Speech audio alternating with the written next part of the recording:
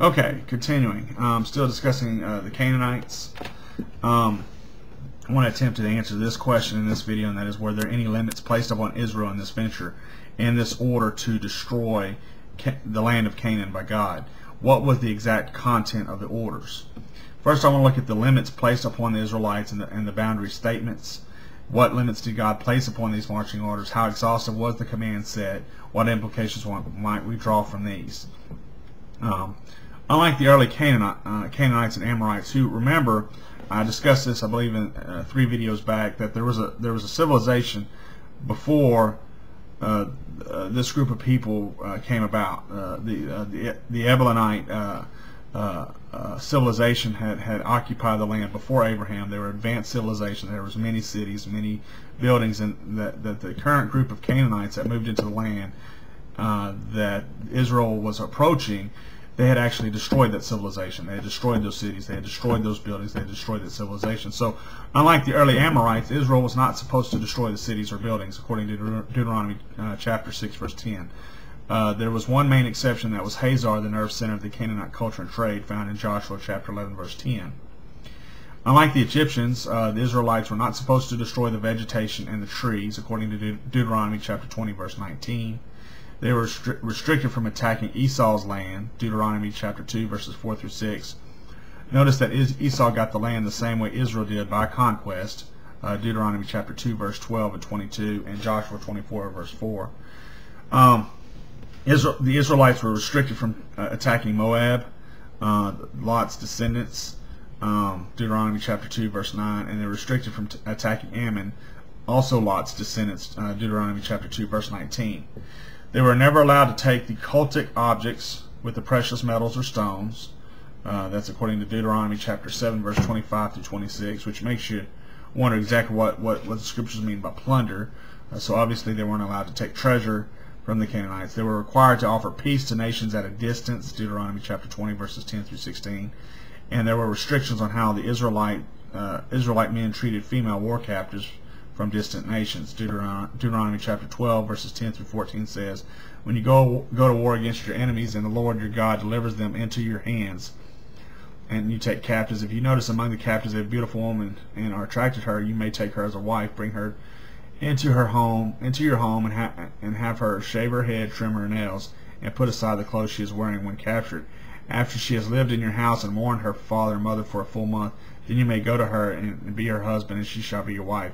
If you are not pleased with her, let her go wherever she wishes. You must not sell her or treat her as a slave, since you have dishonored her. Scholars have noted that this was an unparalleled benevolence toward women in ancient Near Eastern warfare. So obviously, this was obviously not a war of unrestrained lust, greed for expensive goods, or even empire building. God did not tolerate those attitudes. For example, in Joshua 7, an Israelite did take some expensive idol pieces, and God held the entire community responsible for this breach. Secondly, I want to take a look at the exact content of the orders. What exactly was ordered? What were the possible responses available to the Canaanites The first thing that to notice is the wide range of words used to describe what Yahweh and Israel was supposed to do with these nations. 1, it says wipe them out, Exodus 23:23. 2, throw them into confusion, Exodus 23:27. 3, make them turn their backs and run, Exodus 23:27. Drive them out of your way, Exodus 23:28. Struck down, Psalms 135:10. Dispose, Numbers 21:32. Drive out, Numbers 23:52. Thrust out, Deuteronomy 6:19. Destroy them, Deuteronomy 9:3. Subdue them before you, Deuteronomy 9:3. Annihilate, Deuteronomy 9:3. Deliver them over to you, Deuteronomy 7:2. Defeated them, Deuteronomy 7:2. Perish, Deuteronomy 7:20. Give kings into your hands, Deuteronomy 7:24. Wipe out their names from under heaven, Deuteronomy 7:24. Notice there's a huge difference at first blush between annihilate and drive them out. They seem almost contradictory. This warrants a closer look. These words are grouped into 2 categories: disposition versus destruction. Disposition would include words like drive out, dispossess, take over, possession of, thrust out, send away, which in the Old Testament there's 33 occurrences in regards to this Canaanite annihilation. Destruction would include words like annihilate, destroy, perish, and eliminate. This occurred 11 times in regards to the destruction of the Canaanite.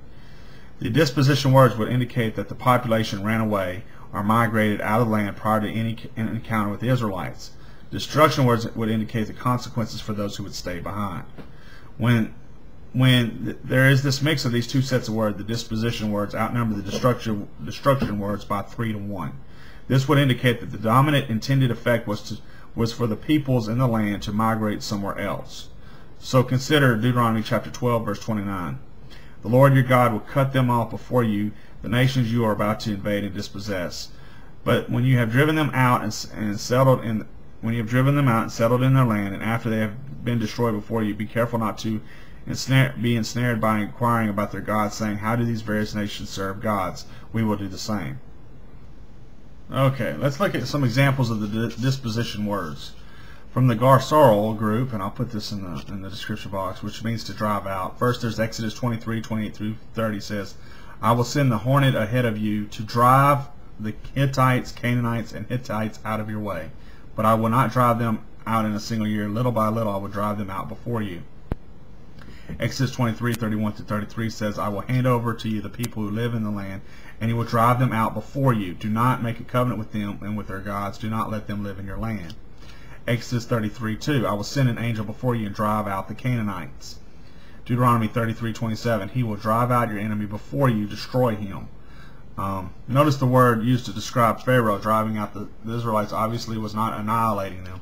In Exodus 6, 1, now you will see that I will do this due to Pharaoh because of my mighty hand. He will let them go. Because of my mighty hand, he will drive them out of his country. And by Balak trying to drive Israel away in Numbers chapter 22, verses 6 and 11. Okay, and then you have the Yarsol group, which means dispossess. And again, I'll put this in the description box. Exodus 24:34, I will drive out nations before you and enlarge your territory. Numbers 33:52, drive out all the inhabitants of the land before you, destroy all their carved images, and cast out their idols, and demolish their high places, take possession of their land and settle it.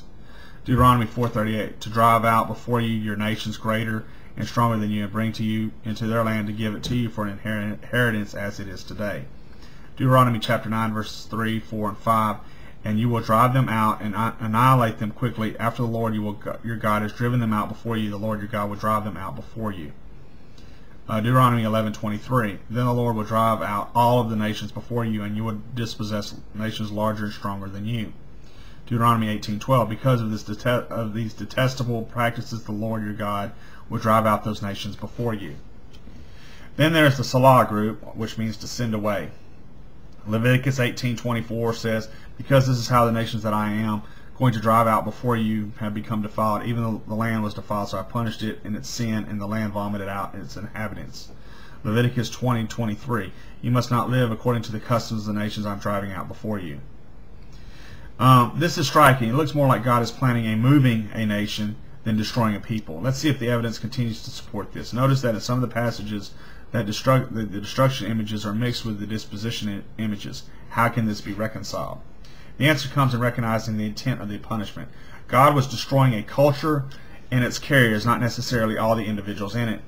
Roughly, it was the nations that were destroyed, and it was the individuals who were driven out, with the national cultic centers destroyed along with the staunchest diehard defenders of the culture inside those cities. The culture would simply dissipate and evaporate into the land, as other cultures absorbed individual Canaanite families and groups, and the Canaanite culture of depravity would not have had the critical mass to perpetrate itself. Remember, Canaanite was a bad word in the ancient Near East. The culture would have been annihilated. And with Canaan, this might have been the only way to do this. And I'll pick this up in the next video. Thanks.